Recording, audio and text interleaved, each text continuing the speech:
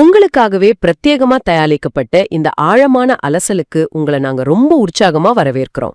இன்னைக்கு நாம 7ஆம் வகுப்பு தமிழ் பாட புத்தகத்துல இருக்கிற கீரை பாத்தியும் குதிரையும் அப்படிங்கிற காளமேக புலவரோட அபாரமான படைப்பத்தான் அக்குவேறு ஆணிவேரா பிரிக்க போறோம். ஆமா, ஒரே ஒரு வரி அல்லது ஒரே ஒரு பாட்டு இரண்டு வேறுபட்ட உண்மைகளையோ அல்லது பொருள்களையும் தரும்படி பாடுறது.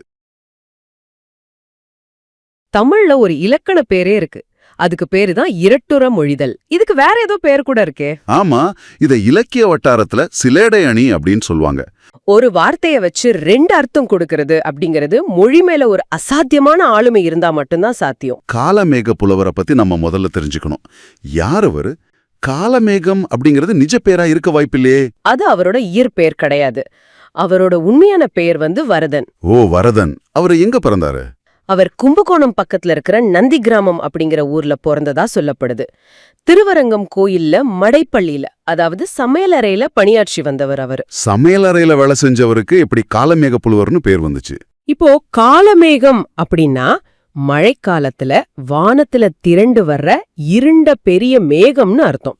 அந்த மேகம் எப்படி எந்தவித தடையும் இல்லாம மழைய கொட்டி தீர்க்குமோ, அதே போல ஒரு தலைப்ப கொடுத்தா அடுத்த நிமிஷமே யோசிக்காம மழை மாதிரி கவிதைகளை பொழியும் ஆற்றல் அவருக்கு இருந்துச்சு. ஆசுக்கவி பாடுவதுல அவர் வல்லவர். ஆசுக்கவி அப்படின்னா கொடுத்த தலைப்புல உடனடியாக அந்த நிமிஷமே பாடுறது. அதனாலதான் அவருக்கு காளமேக புலவர் அப்படின்னு சிறப்பு பேர் வந்துச்சு. நினைச்ச மாத்திரத்துல வார்த்தைகளை மழையா பொழியறது ஒரு சாதாரண விஷயம் கிடையாது. இந்த ஆற்றலோட அவர் பல நூல்களையும் எழுதியிருக்காரு இல்லையா? ஆமா, திருவானைக்காவுலா, சரஸ்வதி மாலை, பரபிரம்ம விளக்கம், சித்திரமடல், இந்த மாதிரி பல படைப்புகளை அவர் கொடுத்திருக்காரு. அப்படிங்கிற பாட்டு தனிப்பாடல் திரட்டு அப்படிங்கிற நூல்ல இருந்து எடுக்கப்பட்டது. கரெக்ட். நமக்காக ஒரு முறை படிச்சு காட்டுங்களேன். இதோ அந்த பாடல். கட்டியடிக்கையால் கால்மாறி பாய்கையால் வெட்டிமறிக்கென்ற மேன்மையால் முட்டப்போய் மாறத் திரும்புகையால் வன்கீரை பாத்தியுடன் ஏறப்பரியாகுமே. கேட்கும்போதே ஏதோ ஒரு தாளக்கட்டு இருக்கிற மாதிரி உணர முடியுது. இப்போ வரிக்கு வரி உடைச்சு பாப்போம். அப்போதான் இதன் பின்னாடி இருக்கிற அந்த இரட்டுற மொழிதல் தந்திரம் புரியும். முதல் வரியை எடுத்துப்போம். கட்டியடிக்கையால் கால்மாறி பாய்கையால். இது எப்படி ஒரு கீரைக்கும் குதிரைக்கும் ஒரே நேரத்துல பொருந்தும்? முதல்ல இது ஒரு விவசாயியோட கண்ணோட்டத்துல கீரை பாத்திக்கு பொருத்தி பாப்போம். வளமான கீரைய விதைக்கிறதுக்கு முன்னாடி நிலத்துல இருக்கிற பெரிய மண்கட்டிகளை விவசாயி என்ன பண்ணுவாரு? மண்வெட்டியால அந்த கட்டிகளை அடித்து இடிச்சு தூளாக்குவார் இல்லையா? கரெக்ட். அதுதான் மண்கட்டிகளை அடித்து அப்படிங்கிறது. சரி, அது புரியுது. ஆனா இதையே குதிரைக்கு எப்படி பொறுத்துறது? அங்கேதான் காளமேகத்தோட சிலேட வேலை செய்யுது. குதிரையை என்ன பண்ணுவாங்க? வண்டிகள்ல கட்டி அது வேகமா ஓடுறதுக்காக சாட்டையால் அடித்து ஓட்டுவாங்க. ஓஹோ, அப்போ கீரைக்கு மண்கட்டிகளை அடித்து தூளாக்குதல், குதிரைக்கு வண்டியில கட்டி அடிக்கப்படுதல். ஆமா. ஆனா அதை விட எனக்கு பெரிய சந்தேகம் அடுத்த வார்த்தையில தான் இருக்கு. அதாவது கால் மாறி பாய்கையால். இதுல கால் அப்படிங்கிறது குதிரைக்கு சரியா பொருந்தது.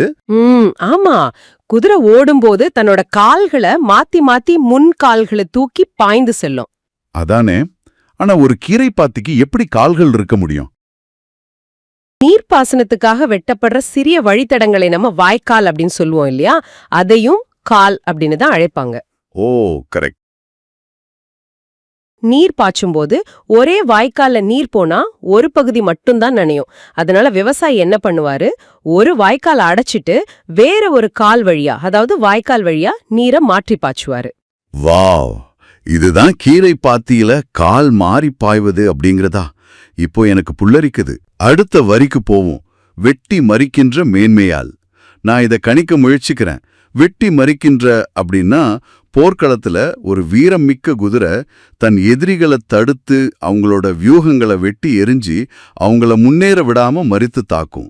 இது குதிரைக்கான பொருள். சரிதானே? மிகச்சரி.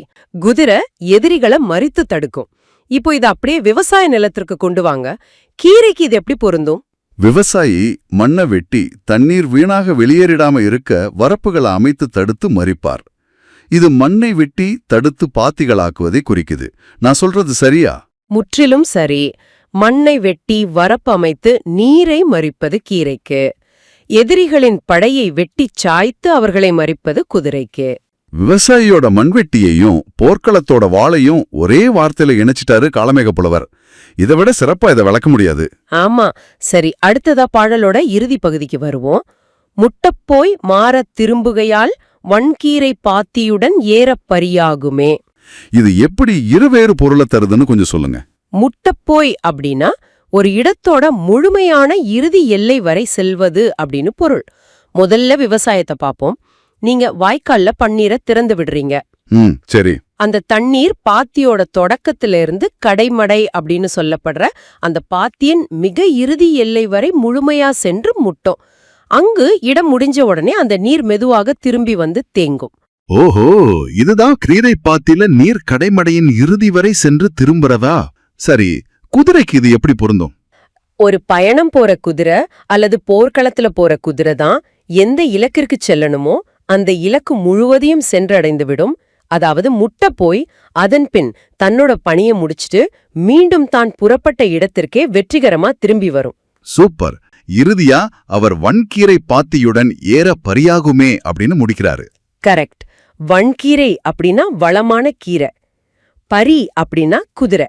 அப்போ இந்த வளமான கீரை பாத்தியும் நாம ஏறி பயணம் செய்யற குதிரையும் ஒன்னேதான் அப்படின்னு அடிச்சு சொல்றாரு. இந்த 40 வினா விடைகளும் உங்க நினைவுல ஆழமா பதிய போகுது. நான் தயார். நீங்க தயாரா? நான் எப்போதோ தயார். சரி, முதல் கேள்வியை நான் தொடங்குறேன். 1, நாம அலசிட்டு இருக்கிற இந்த பாடலின் தலைப்பு என்ன? கீரை பாத்தியும் குதிரையும். 2, இந்த பாடலை எழுதிய ஆசிரியர் யார்? சிலேட மன்னன் காளமேக புலவர். 3, அவரோட உண்மையான பெயர், அதாவது ஏற்பெயர் என்ன? வரதன். 4, ஒரு பாடலில் 2 பொருள் தோன்றும்படி பாடும் முறைக்கு என்ன பெயர்? இரட்டுறம் மொழிதல். 5, அந்த இரட்டுறம் மொழிதலின் வேறு பெயர் என்ன? சிலேடை. 6, கவிதை மழை பொழிபவர் அப்படின்னு நாம யார குறிப்பிடுறோம்? காளமேக புலவர். 7, பாடலில் வரும் வன்கீரை என்பதன் பொருள் என்ன? வளமான கீரை. 8, பரி என்பதன் அர்த்தம் என்ன? குதிரை. 9, முட்டப்போய் அப்படிங்கிற வார்த்தையின் பொருள் என்ன? முழுதாகச் சென்று. 10, ரொம்ப முக்கியமான கேள்வி. கால் அப்படிங்கிறது கீரைக்கு எதை குறிக்கும்? நீர் பாயும் வாய்க்கால். 11, அதே கால் அப்படிங்கிறது குதிரைக்கு எதை குறிக்கும்? குதிரையின் உடல் உறுப்பான கால். 12, கீரை பாத்தியில் எதனை அடித்து தூளாக்குவார்கள்? மண்கட்டிகளை. 13, வண்டிகளில் கட்டி அடித்து ஓட்டப்படுவது எது? குதிரை. 14, கீரை விவசாயத்தில் எதனை வெட்டி பாத்தி கட்டுவார்கள்? மண்ணை வெட்டி. 15, குதிரை யாரை மறித்து தாக்கும்? எதிரிகளை. 16, வாய்க்காலில் மாறி மாறி பாய்வது எது? தண்ணீர். 17, கால் மாறி பாய்ந்து செல்வது எது? குதிரை. 18, கீரை பாத்தியில் நீர் எங்கு வரை செல்லும்? கடைமடை இறுதி வரை செல்லும். 19, போக வேண்டிய இடம் சென்று திரும்புவது எது? குதிரை. 20, பாதி கிணற்ற தாண்டிட்டோம். காளமேக புலவர் எழுதிய உலா நூல் எது? திருவானைக்காவுலா. 21, சரஸ்வதி மாலை நூலின் ஆசிரியர் யார்? காளமேக புலவர். 22, பரபிரம்ம விளக்கம் அப்படிங்கிற நூலை எழுதியவர் யார்? காளமேக புலவர். 23, சித்திரமடல் நூலை எழுதியவர். அதுவும் காளமேக புலவர்தான். 24, இன்று நாம் பார்த்த இந்த பாடல் எந்த நூலிலிருந்து எடுக்கப்பட்டது? தனிப்பாடல் திரட்டு. 25, இலக்கண பகுதிக்கு வருவோம். வன்கீரை என்பதை எப்படி பிரித்து எழுதுவது? வன்மை கூட்டல் கீரை அல்லது வளம் கூட்டல் கீரை அப்படின்னு பிரிக்கலாம். 26, கட்டி கூட்டல் அடித்தல் சேர்த்து எழுதுக. கட்டி அடித்தல். 27, ஏற பரியாகுமே. இதுல பரி அப்படிங்கிறது எதை குறிக்குது? குதிரை. 28, இங்கே ஒரு பொருந்தாத சொல்லை கண்டுபிடிக்கணும். சொற்கள் பாய்கியால், மேன்மையால், திரும்புகையால், அடிக்கையால். இதுல பொருந்தாதது எது? திரும்புகையால். ஏன்னா மற்ற எல்லா வார்த்தைகளும் ஆல் அப்படிங்கிற விகுதியில முடிகிறது. இது மட்டும் இல் அப்படின்னு முடிகிறது. மிக சரியான விளக்கம். 29, இறுதியா கீரையும் குதிரையும் எதனால் ஒன்றாக கருதப்படுகின்றன? அவை இரண்டும் இரட்டுறமொழிதல் தன்மையால், அதாவது சிலேடை நயத்தால் ஒன்றாக கருதப்படுகின்றன. அருமை. இப்போ இறுதி சுற்றா வரிகளிலிருந்து அர்த்தத்தை கண்டுபிடிக்கிற பகுதியை விரைவா பாத்துருவோம். நான் பாடலின் வரியை சொல்றேன், நீங்க செய்யல சொல்லுங்க. 30 மண்கட்டிகளை அடித்து தூளாக்குவதை எந்த வரி குறிக்கிறது? கட்டி அடிக்கையால். 31 குதிரைய வண்டியில் கட்டுவதை எந்த வரி குறிக்கிறது? அதுவும் கட்டி அடிக்கையால் தான். 32 நீர் மாறி பாய்வதை எந்த வரி குறிக்கிறது? கால் மாறி பாய்கையால்.